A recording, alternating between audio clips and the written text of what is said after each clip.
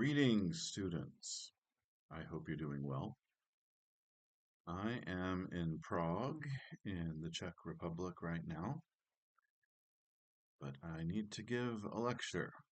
Okay, this lecture is on multiculturalism, and the point long term is to set up a connection between multiculturalism and Walt Whitman. However, this lecture is just the opening of that discussion. And so this lecture is just on multiculturalism. Okay. And we have a guiding text. There is an entry in the Stanford Encyclopedia of Philosophy called Multiculturalism, written by Sarah Song, and the latest version of it was published in 2024. Okay, so I am largely following Sarah Song here. She is the expert, and I'm just going to pick out some key points for us, right, that matter to our discussion of Walt Whitman. That's the idea here. Okay. Um, so with respect to multiculturalism, the first thing we need to do following Sarah Song is to distinguish the descriptive sense from the normative ideal sense of multiculturalism. In other words, we could say that the US is a multicultural nation, right? And so far, that's just a description. It's an empirical fact. There are different cultures in the US, but that's not really the topic of the article, right? The topic of the article is multiculturalism as a goal, multiculturalism as an ideal. How can we exist together as different cultures, right? And that would mean more than just existing side by side. There'd have to be some kind of engagement for us to exist together as different cultures, right? Um, okay, so we're going with the ideal normative sense here, and we'll start with the point that the word melting pot has often been used in connection with the US, right? We're supposed to be the great American melting pot. Now, that suggests some kind of dissolvement, right? Lots of different ingredients go in, but they, to some extent, dissolve into the soup. And at the end of it, you get one soup, okay? Um, so multiculturalists, right, the ones who have multiculturalism as a goal, they don't like the melting pot image. They don't like the idea of dissolution. They don't like the idea of people just losing their cultures and becoming completely homogenous, right? The question is, how can we live together as different cultures, right? And that's a different question from how can we all lose our original cultures and become one culture, right? You could take that as a goal. You could say, well, everybody needs to assimilate to the main culture, whatever that is, right? And then that raises the problem. Is there a primary culture? Is there a main culture? There seems to be a dominant culture, I suppose, one that wields more power than others. Um, but what would make it a primary culture? Is it really the best culture, or does it just have a lot of clout, right? If it just has a lot of clout, well, that's not a reason for everybody to assimilate to that culture, right? So, unless one culture is obviously superior, there's no reason to expect all the other cultures to assimilate to whichever one is dominant, right? So, yeah, multiculturalists have moved away from this idea of the melting pot, and they're just not asking that question about how everyone can assimilate to the same culture. The question again is, well, how can we live together as different cultures? And so then there's a sub question in there. Well, how can the various cultures that exist retain their distinct characters, right? Or to put it in a more individualist way, that's going to be a theme in this lecture, individualism versus collectivism, but we haven't argued for any kind of collectivism, so let's put it in an individualist way. Well, what if people want to retain, what if individuals want to retain their cultural identity? How can they do it? Don't they have a right to retain their original cultural identities? You know, um, at least to some extent. I mean, there's a certain amount of pragmatism here. If there's indeed a dominant culture, people want to get along in that culture, right? There's a lot of pressure to speak English, right? To be blunt, I mean that's one aspect of this conversation. In the United States, there's a lot of pressure to speak English, right? So even if we didn't have someone insisting that English is the official language, which we didn't for a long time, we didn't have anyone insisting on that. Um, it is a dominant language, right? It is the language of commerce, for sure, in the United States. I'm in the Czech Republic right now, and it's clearly the language of commerce in the Czech Republic as well. It's got a lot of sway, right? Um, but what if people want to retain some other language and get educated in that other language and hold on to it and pass it on to their kids? Don't they have a right to do that? And then, if we're talking about individuals, the answer is obviously yes, right? We're a very individualist society, and so if I put it that way, I think everyone will say yes. Yes, we do want people to be able to hold on to their cultural identities if that's what they want to do.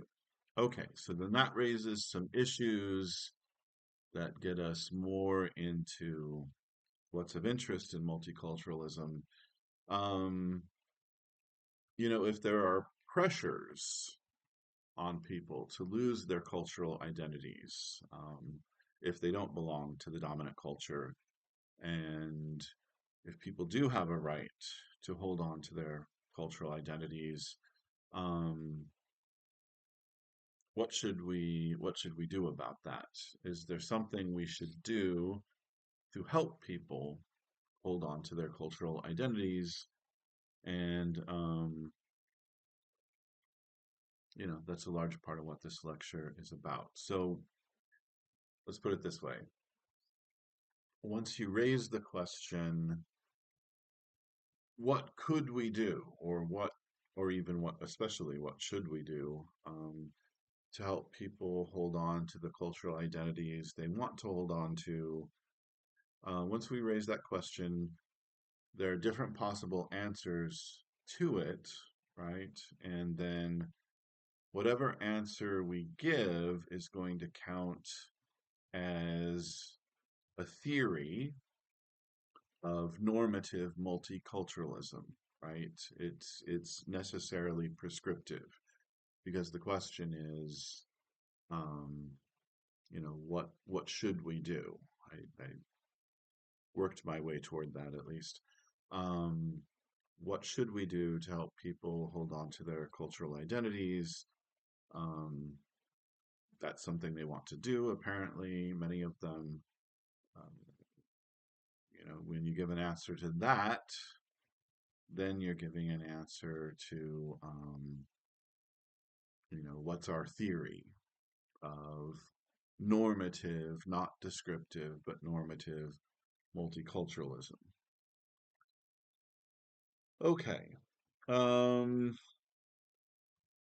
so let's talk about different justifications, and that's what Sarah Song does. Well, okay, let's sort of intensify the problem and then talk about justifications for a solution. We've already stated what the problem is, but Sarah Song does try to really bring it to a head and make sure that everybody understands there's a problem. So let's say a little bit about that. Um, there are different aspects of culture that the government probably has to favor, right? So we haven't said that part yet. We have said there's a dominant language, for instance. There may be dominant modes of behavior that belong to the dominant culture. I already mentioned individualism. I did not explicitly say, there are collectivist cultures that participate in the life of the United States, right? So we get immigration from Vietnam, say, just to pick an example. I don't have any reason to think that Vietnamese culture is the most collectivist, but in general, Asian cultures tend to be collectivist, right? Um, so there are plenty of ethnically Vietnamese people in the US. A lot of them continue to participate in Vietnamese culture to whatever extent, right? That's a collectivist culture. But the dominant culture in the US is strongly individualist, and there's a strong streak of individualism built into our founding documents, the Constitution and the Declaration of Independence, right? And then those documents color or provide a foundation for um, our system of laws, right? So, to some extent, there's this cultural thing, individualism, um, that's encoded into law, right? There is no law that says, you know, we must be individuals, we must think as individuals. Of course, that's not the point. Um, but the point is there's an emphasis on individual rights in the United States, right? And so that would be one thing to think about if we're thinking about whether multiculturalism is a real issue. Sarah Song wants to show that it's a real issue. Yeah, individualism is really entrenched. I've already mentioned the English language, it's really entrenched. Um, it couldn't really be the case that the government didn't favor a language, right? We did go for a long time without an official language, and that was great. Um, I'm in favor of that, for the record, for whatever that's worth. Um, but even if English isn't an official language, right, the government will favor certain languages over others, right? If you look at signage, pretty much all of it is in English. You could go to certain areas and find that maybe there are some signs in English and Spanish. If you go to Chinatown in San Francisco, you could find that there are signs in English and Chinese, and so on. Um, but there's no way for the government, there's no way for the US government to just count up all the languages spoken in the US and then for every official document and every official sign, provided in all those languages. Not going to happen, right? And if you think about the public education system in particular, um, we can only come up with so many curricular materials, right? You have to pick a language. Maybe you could pick a couple of languages to conduct education in, right? And then you're set, and then the other languages will be disfavored, right? So in California, there's definitely some instruction in Spanish and there's some instruction in English, and I think there's a bit more than that, but largely educational instruction is in English or Spanish. And of course, there's a push to get the Spanish speakers ready for English, ready to get into English classes because that's considered what's best for them, right? So, and that's probably true. It's probably true given the way culture works, given the way, again, commerce is dominated by the English language sort of worldwide, right? And I'm seeing that in the Czech Republic, as I've already mentioned. Um, so there's no way for the government to avoid favoring a language or maybe a couple languages. Our government favors individualism. Um, there's no way for the government to avoid, and maybe it will sound odd at first. We do have freedom of religion. We've got the Establishment Clause. The government's not supposed to establish a religion. And yet, I would say there's no way for the government to not favor some religion or some religions. Right? Or at least, you'd have to radically revise things to avoid it. I mean, as it is, right? Christmas is a federal holiday. Why is that? That's Jesus's birthday. So you could say, well, you know, you got freedom of religion. You don't have to honor Christmas, but you do get the day off. And, I mean, maybe it is inevitable. You know, if most people who are religious in a given country participate in this particular religion, then maybe it's a good idea to just make the holidays of that religion federal holidays. Maybe that's just the most efficient thing to do. I don't know. Um, like I said, you'd have to radically revise how you think about these things to do it any differently. But we shouldn't think that no religion is favored at all just because we've got that establishment clause, right? And, you know, people have their annual prayer breakfasts, or even their weekly prayer breakfasts in Congress, and you could say, well, it's ecumenical. It's not really favoring a religion. Well, it's favoring the religions that pray to a God. I mean, it's basically favoring the Abrahamic religions, right? If you think about it, it's not a meditation breakfast. It's a prayer breakfast. There's something about at least Judaism, Islam, Christianity. Those are being favored over the non-Abrahamic religions. That's what I see. I mean, you could have your own opinion. I'd be interested to know. But that's what I see going on with those prayer meetings involved in our political institutions.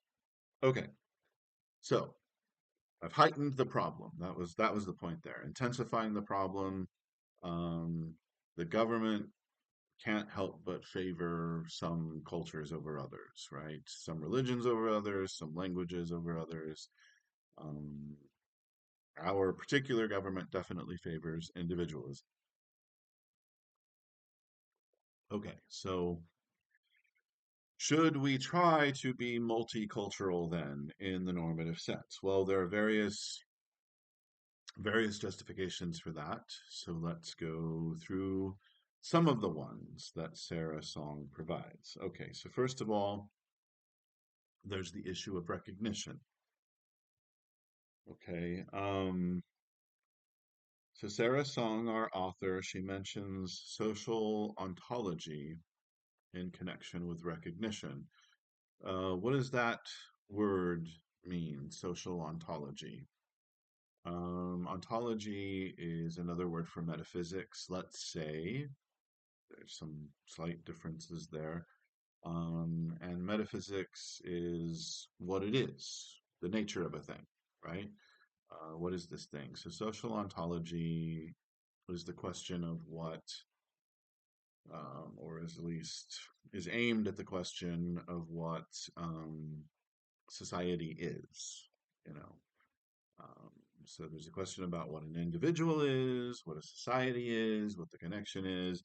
There's especially a question, and this is how it is in general in metaphysics. There's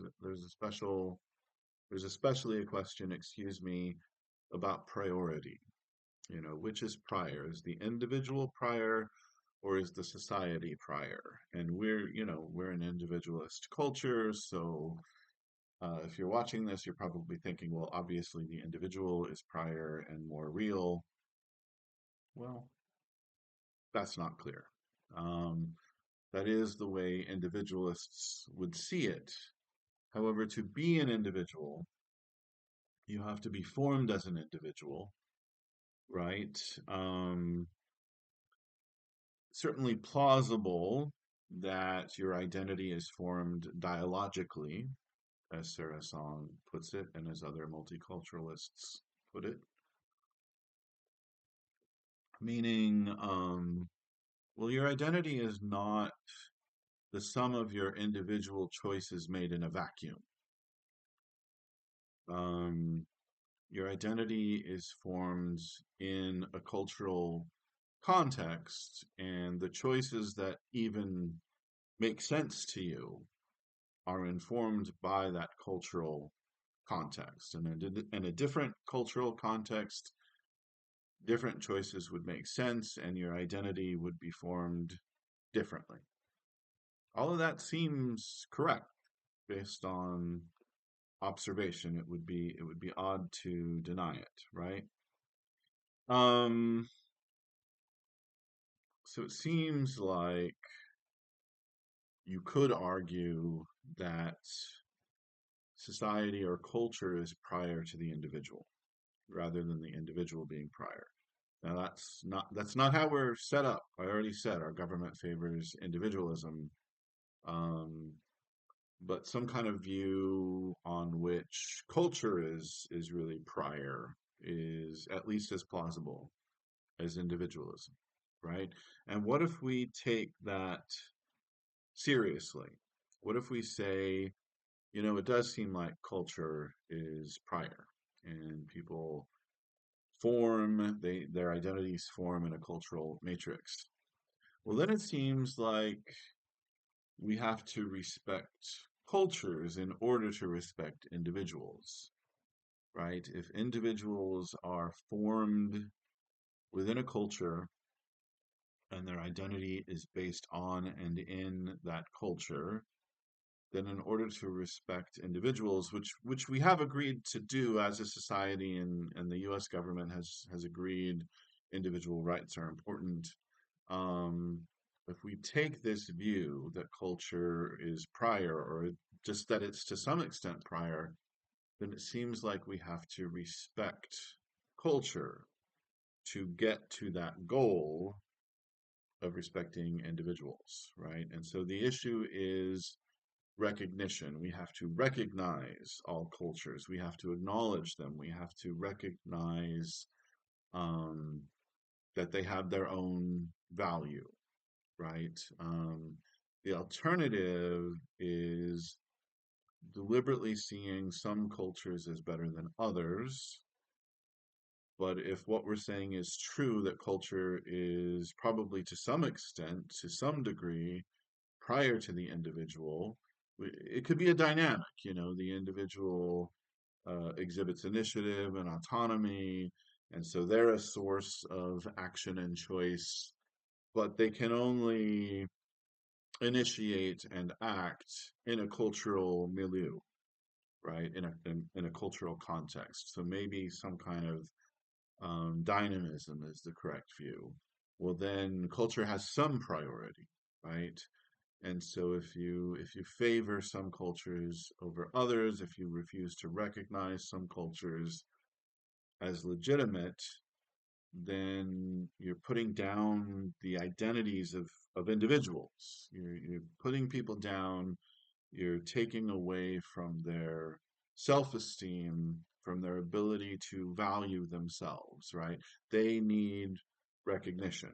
That's what this first justification is about. They need to be recognized as valuable. So you've got to recognize their cultures as valuable. Okay, so that's one justification. Another justification is equality. Okay, and Charles Taylor, who's a pretty well-known philosopher, is invoked here. Okay, so he focuses on the value of collective goods, such as language, such as collective goals, um, trying to treat a certain piece of land in a certain way, maybe as sacred.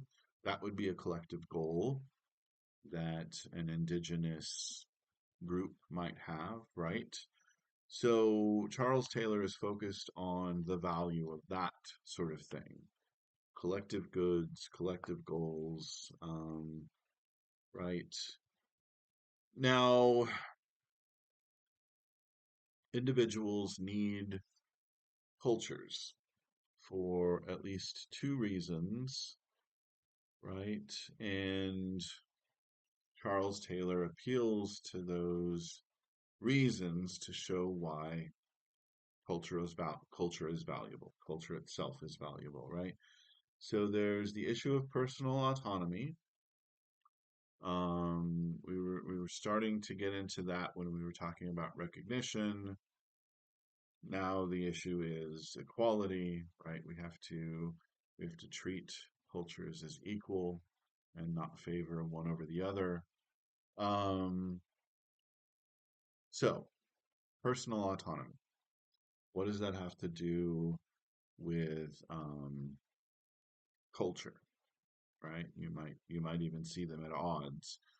Um, the way Charles Taylor thinks about it is that a culture provides a mode of life, a way of living. Um, you could say form of life. That language goes back to Ludwig Wittgenstein. Okay. Um, so certain choices make sense in a certain form of life, and they don't make sense in some other form of life. So if a form of life gives you a pattern in which certain choices make sense, right? So again, we're back to this idea that you can't really make choices in a vacuum. Think of something like going into a convent, going into a monastery. Maybe I've got convents and monasteries on the brain because I'm in Prague and I was just in an old monastery. That's where we had the philosophy conference, right? But in any case, here's a place where it would make sense to go into a convent or a monastery, especially, 500 years ago. Then it would really make sense. So that's a choice that one can make, and you can exercise your autonomy, excuse me, by making that choice. Um, but the choice is meaningful because of the cultural context. So again, there's a sort of cultural script providing you with a set of meaningful choices that you could make. Go into the convent, don't go into the convent. That choice, that dichotomous choice, makes sense in a certain cultural context, in a cultural context where there are no convents and no nuns and there are no monasteries and no monks, none of that makes any sense, right? Or to pick an example closer to home, um, I made a choice to go to graduate school and get a PhD and become a professor, right? And then that makes sense in our cultural context. I mean, I think anybody who would be watching this would have the idea of what's supposed to be valuable about graduate school and being a professor. But you know, there are still cultures on this planet in which graduate school is not a thing. They don't know what it is. Some of those are very remote cultures at this point. And then, of course, if you go back 1,000 years, I would think statistically most cultures wouldn't think graduate school was a thing. It wouldn't be a meaningful choice. So, culture supports autonomy, although that sounds weird to our individualist way of thinking, but that's right. For preset forms of life um, support autonomy. The richer they are, the more meaningful choices there are involved. So we'd like to have rich cultures, right? We'd like to have our autonomy supported by very, very rich cultures. Then we get lots of meaningful things to choose from. Okay, so we have to treat cultures equally. We have to respect them all in order to respect autonomy. That's what Charles Taylor says, at least. Um, and then there's identity itself, just how people identify, how they form identities, how they think of themselves, right? People's identities are tied to their cultures, right? I do I don't know if my audience here will relate completely or not, but I mean, I have studied classics of Western philosophy. I do have an identity as a Westerner, part of the Western world. I don't know that everyone really, I don't know that everyone in Western cultures really has that explicit in their identity, but for me, it's explicit. I don't know much about Eastern philosophy. I don't have anything against it. I kind of like what I know about it. But I have studied within my culture, right? Um, I have pursued advanced knowledge of my culture, um, and that's part of my identity. And I certainly know that I'm an American, and I have a lot of American conceptions, misconceptions, preconceptions. I know this about myself. Um, right, and so that's part of my identity. And so again, in order to respect people's identities and how they identify, right, internally, they identify themselves in certain ways. We have to treat cultures equally.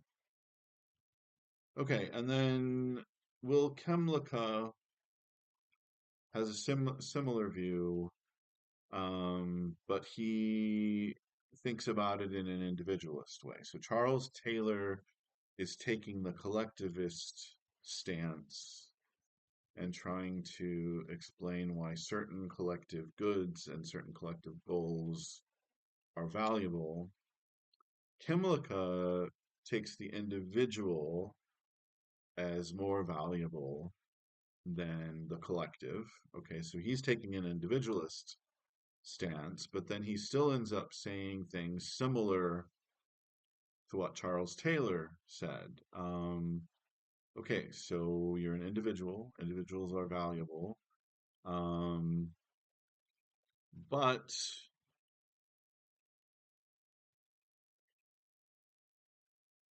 again, your identity is formed by a culture, right? And so if you are in a minority culture,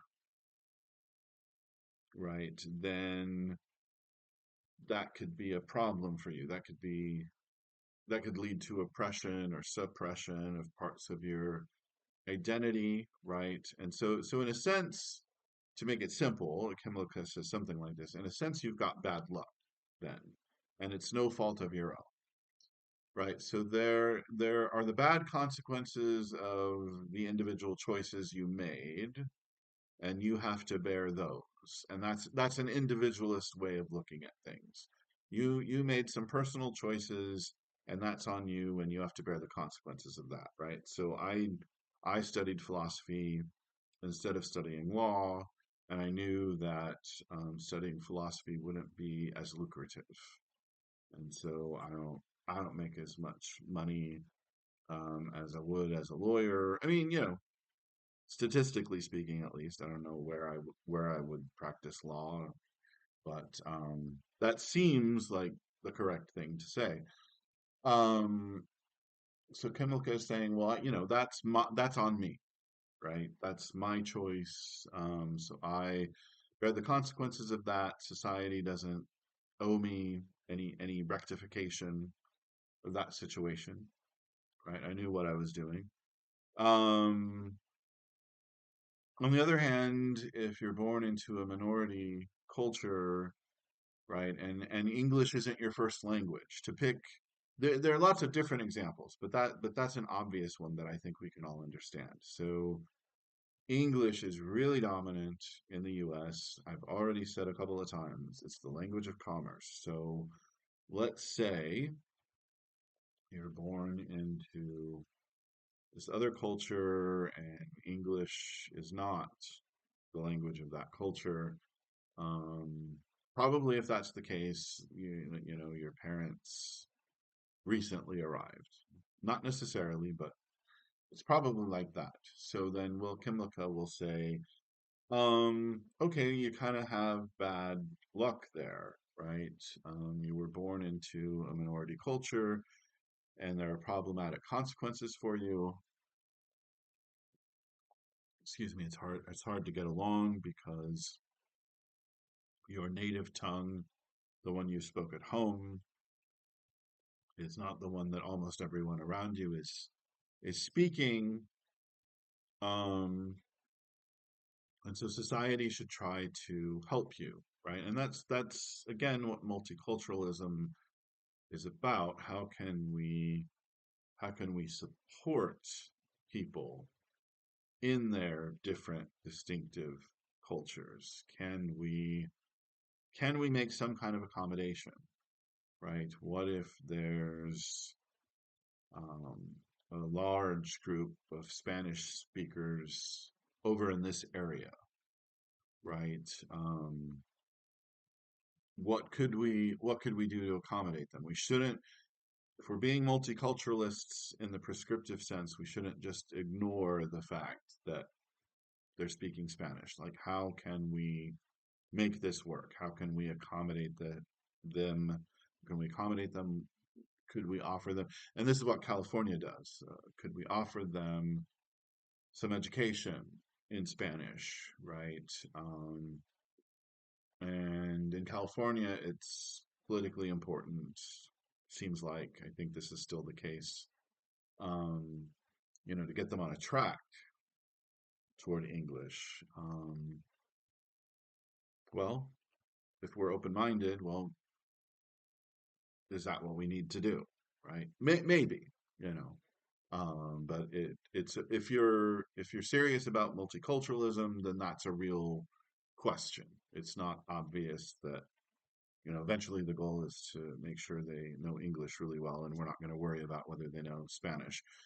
If you're taking multiculturalism seriously, you're wondering how can we support them as Spanish speakers, which is not the same as asking how can we get them all to speak English ultimately, right? So I hope you understand that distinction. That's a large part of what Sarah Song is really writing about here, right? It goes back to my initial point about the melting pot. You know, Are we really going to dissolve all the differences away? Is that really the goal?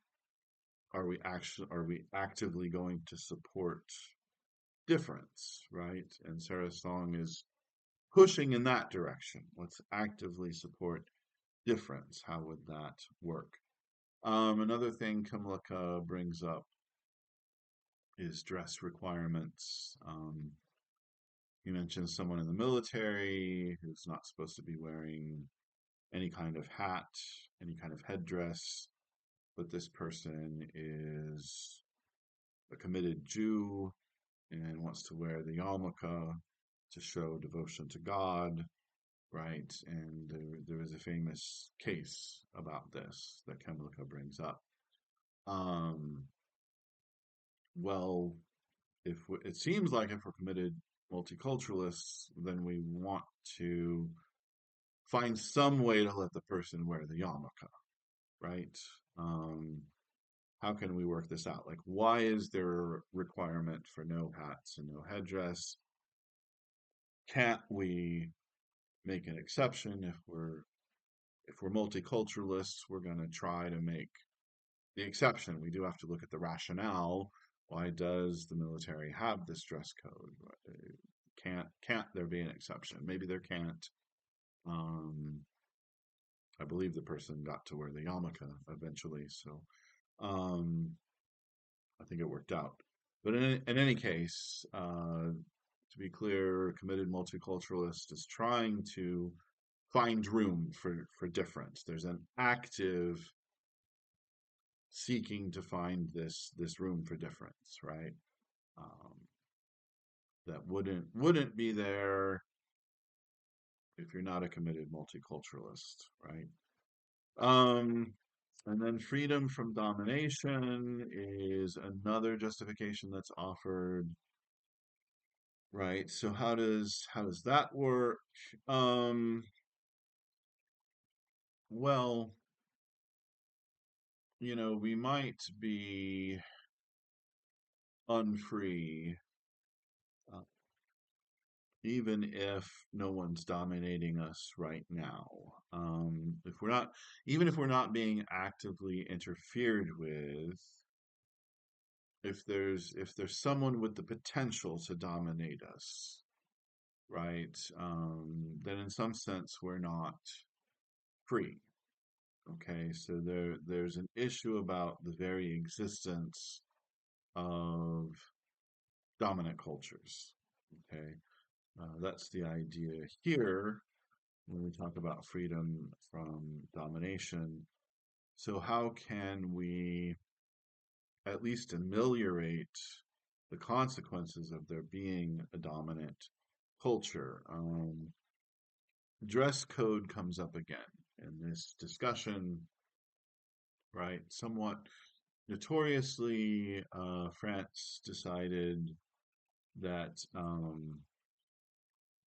students couldn't wear religious garb to school, right? And that, uh, I'm not, um, I'm not really criticizing that, but it's a good case for us to look at, right? So France made this decision. They didn't want people to be arguing about religion. They didn't want people proselytizing. They didn't want there to be animus from one religious group to another in their public schools, and so they said it's banned. So you can't wear religious garb. Okay, so then you've got these female Muslim students who want to wear some kind of headdress. Don't know that it's quite the hijab, so that's why I'm not using that word. Um, they wanted to wear some kind of headdress to school. That's part of their religious tradition, part of their cultural tradition. Um, so France says no. So then, what's the consequence of that? Um, well, a lot of people have argued the consequence of that is that Muslim families then don't want to send their daughters to public schools. The daughters themselves may not want to go. Um, you know, maybe that's due to family pressure. Maybe that's just what they think is best. But in any case, they end up going to private schools. They get Sarah Song doesn't use this word, but in a sense they end up being ghettoized, right? Because they're going to these sectarian schools where they're not getting exposed to the broader culture in which they exist, right? They're just sticking with um, the culture that they were born into, um, and then it becomes harder for them to relate to the dominant culture, or in other words, it's easier for them to be dominated. They're shut out of the broader cultural life. Um, and so Sarah Song is raising the issue of whether that was a good idea, right? If you know that banning the headdress is going to sort of funnel these students into private sectarian schools and then keep them from broader participation in the broader culture, right? And so, in a way, that will allow them to continue to be dominated. Um, and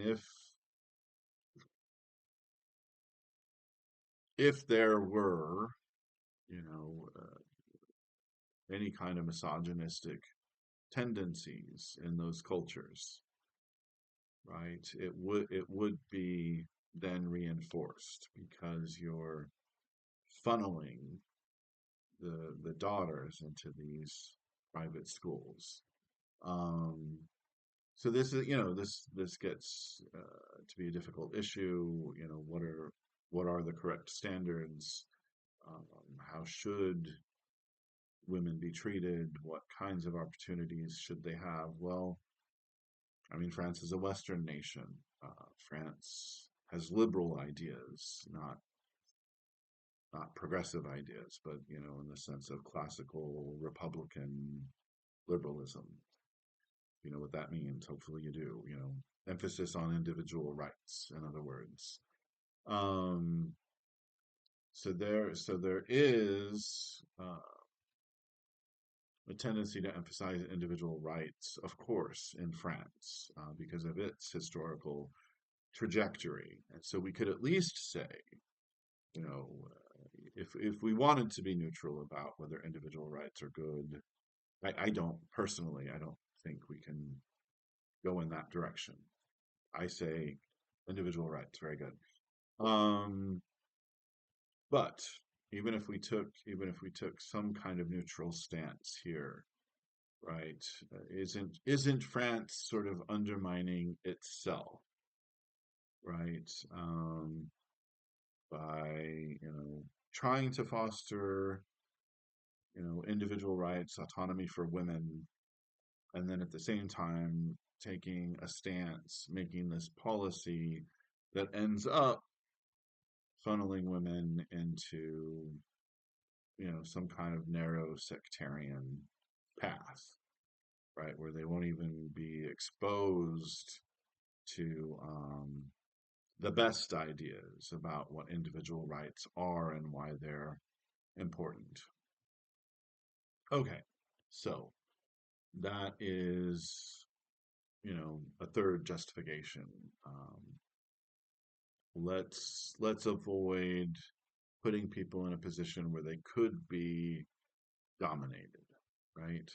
Okay, so there are, well, there's at least one other justification, and we don't need to cover it. There's the justification of addressing historical injustice, and I think that is broadly known and understood, so I don't need to touch on it. Usually, when we're trying to justify affirmative action, right, or things along those lines, school busing would be another one, right? we're trying to justify affirmative action or school busing, we will talk about rectifying historical injustices, right? So I think we know that one. But it is a separate justification. I don't feel that I need to cover it here. Okay. Um, there are, of course, critiques of multiculturalism, and Sarah Song mentions the critiques and then she tries to rebut the critiques to some extent, right? Because she is a committed multiculturalist. Okay, so critique number one of multiculturalism, there's the cosmopolitan view of culture. What does that mean? Um, well, are there really distinct cultures anymore? Um, aren't cultures, heavily influenced by each other? Don't they change over time? Um, don't they sort of blend into one another? Um, the answer is yes. I mean, you look at the U.S., right? There's some kind of dominant culture in the U.S., but what is its essence? Well, it's a Western culture, you know. What are its main influences? Well, there's lots of different influences on U.S. culture, right? I mean, there's the English language, so there's this strong British influence. There's the influence of British literature and common law that comes from the British system of law. Um, but there's a strong influence from older republics and democracies that preceded Britain. Um, we're actually, this is not the place to go on about it, but I've said in other places, in other contexts. Um, our democracy is a lot like the ancient Athenian democracy in various ways, and that's not an accident. Um, you know, Greek texts sort of come back every now and then. Greek philosophy, Greek literature, it has resurgence and has a renaissance from time to time. So we're influenced by ancient Greek culture. We're influenced by the ancient Romans.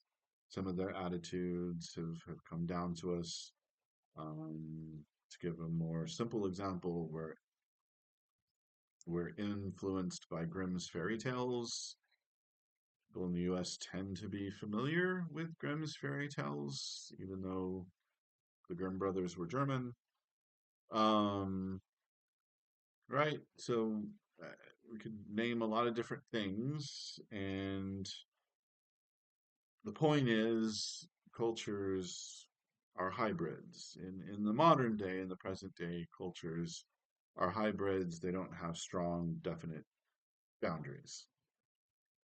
Okay, so if we're trying to be multiculturalists and we're trying to protect people's cultures, aren't we acting as if cultures are fixed and static, right? Which isn't true. So aren't we acting as if a thing that isn't true is true? We're acting as if cultures are really super distinct from each other.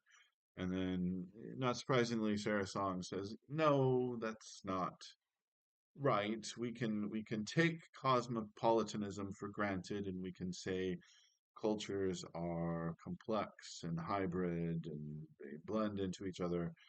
And then we could still say, well, people should have a right to continue to participate in their culture. We shouldn't let them be so dominated by some other culture that they have to give up the original culture in which their identity was formed.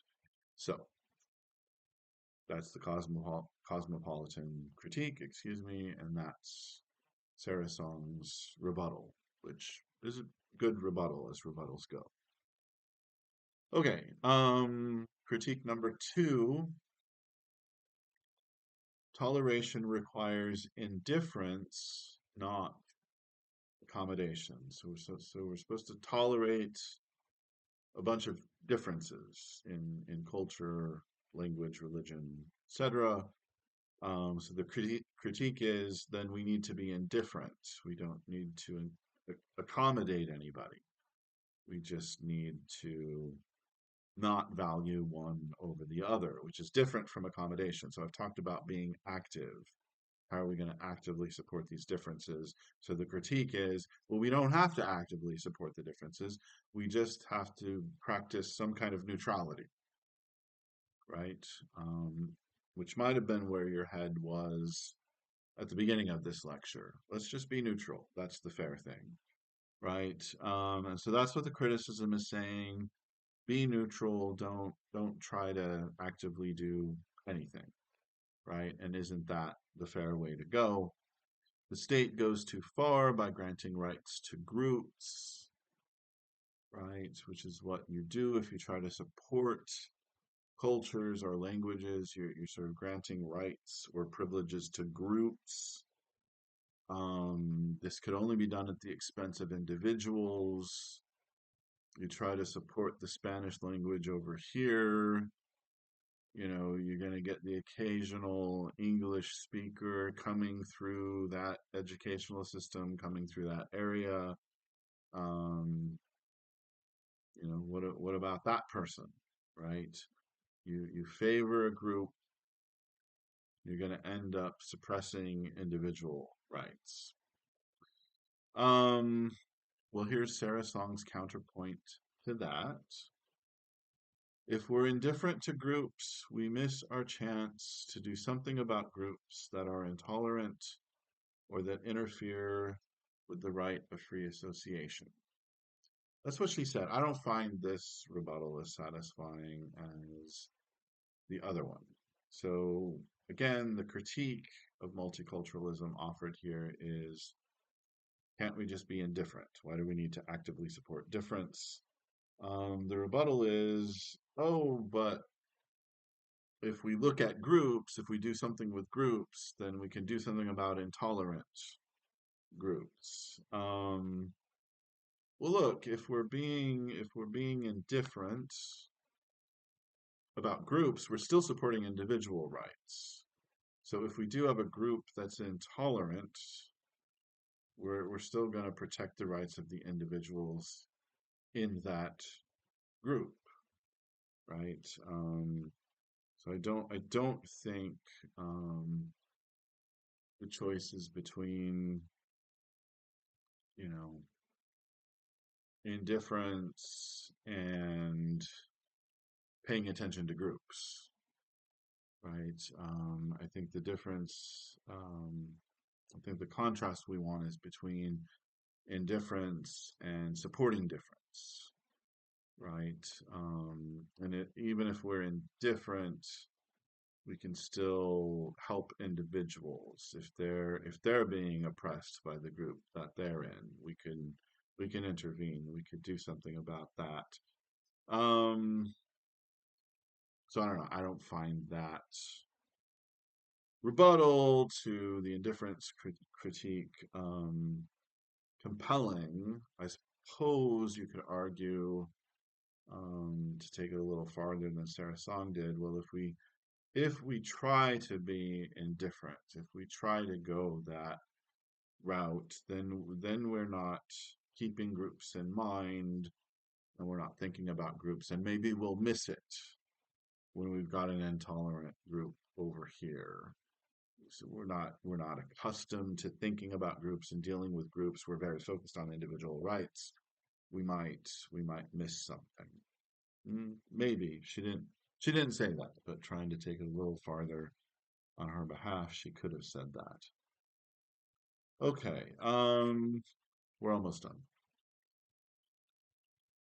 Critique number three, diversion from redistribution. And there's basically a part A and a part B here, right? So You could say the existence of diversity itself is a problem for social solidarity. I'm not personally saying that.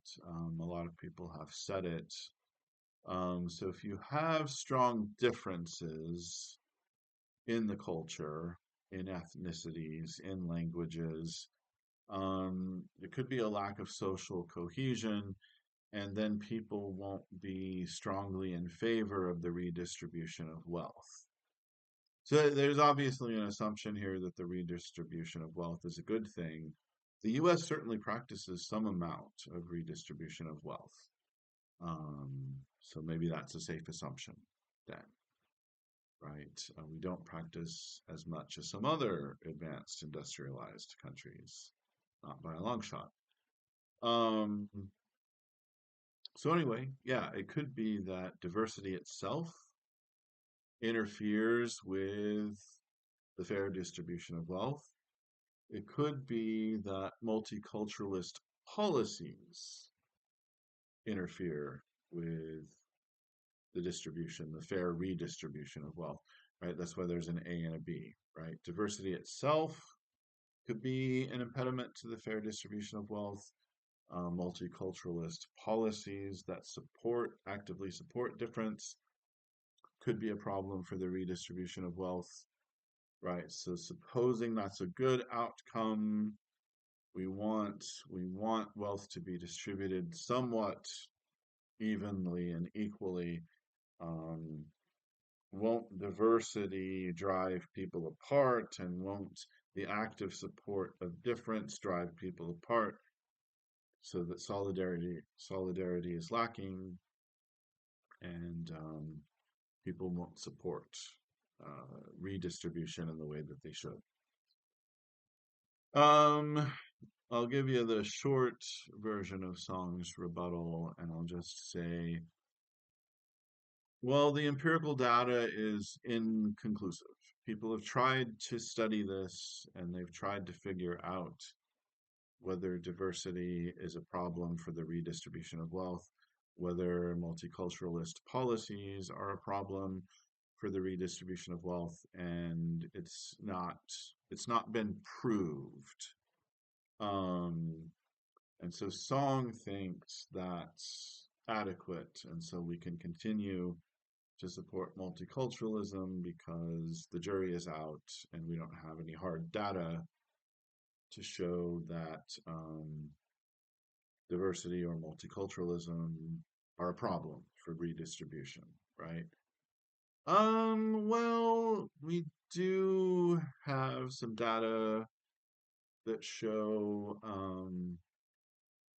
psychologically, people want to help those who they think of as like themselves. They want to help their affinity groups. Is that good? Is that bad? Well, let's not blame people. Let's just say that's our psychological makeup. Um, so there is that, right? So on the one hand, you could say, well, we don't really have the hard data, but on the other hand, you could say, well, people want to help their affinity groups. So I would say this is Jeff Ogle talking, not Sarah Song. Um, support difference, but also support a shared identity. I feel like patriotism gets a bit of a bad rap. Some people think there's no difference between patriotism and nationalism. I disagree. I think, fine, support difference, but then remember that people want to help their affinity groups. They want to help people that are like them. So then you need an education system that actually says to people, hey, we're all Americans, right? We have this American identity, and so we all have that in common. So you really should remind people through their education that they're alike in some respect, and there ought to be some idea in the education system of what it means to be American, some positive idea. right? And so I think that has to come into the conversation. And Sarah Song did not bring that up. Um, okay, almost done, as I said already. Number four, the fourth critique of multiculturalism. Um, don't we want a universalist ideal of equality, right? So we were talking earlier about cultures being equal, right? Don't we want a universalist idea of equality in which each individual bears the consequences of his or her choices? You know, it's up to you whether you want to stick to this culture that you were born into. It's up to you whether you want to go to the trouble of learning a new language. That sounds good from the individualist point of view, right? And so that's the universalist idea of equality. Equality is a universal ideal. Let's support individual choice, right? Let's make all individuals sort of equal to each other by saying that they all have to bear the consequences of their choices, right? We're not gonna like try to support um, clinging to this certain identity when, conditions aren't favorable, let's say. Um, okay, well, the counterpoint here is a good one. I don't have an issue with it. Um, the counterpoint here is, look, um, the question isn't just about what people are physically prevented from doing. When you're thinking about equality, when you're thinking about people living with the consequences of their choices, right? You could say, people are free to do what they want if we don't physically stop them, right? And then obviously, yeah, they'll have to bear the consequences of whatever they do when we don't physically stop them. That is a common way of looking at things in the US, and that is a very individualist way of looking at things.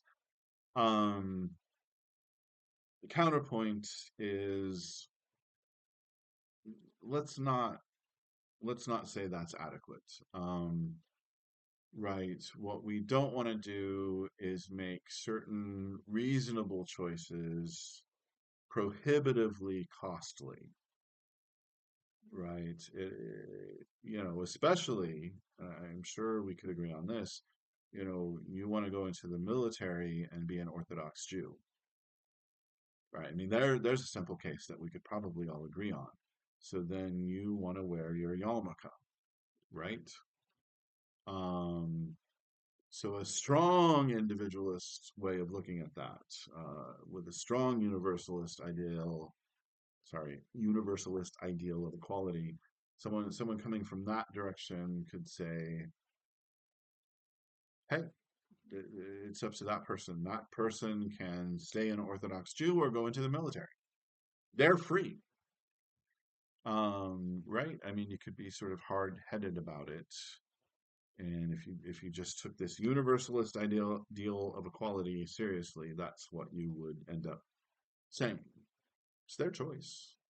They don't have to go into the military. If they do, then they have to take off their yarmulke. Okay. Um, well, we don't want to make it culturally expensive for people to go into the U.S. military, right? So we want to try to accommodate them. And I said earlier when the yarmulke came up, well, let's look at the rationale for not putting on a hat, and let's see if we can accommodate this practice, right? Um, there's no need to be hard-headed here. Let's try to support difference to some extent. Let's not be hard-headed on the other side either and say people should be able to wear what they want. It's a free country. if their religion says to wear this, they should be able to wear this. Well, look, the military also can have some standards and can say this is what we want, this is what we need, this is the kind of recruit that we need, right? Um, so you don't want to violate rights on either side, but you could look at the situation and say, what's the policy? What's the reason for the policy? To what extent can we accommodate this person who has this difference, who belongs to this minority, and they have these needs because they belong to this particular minority?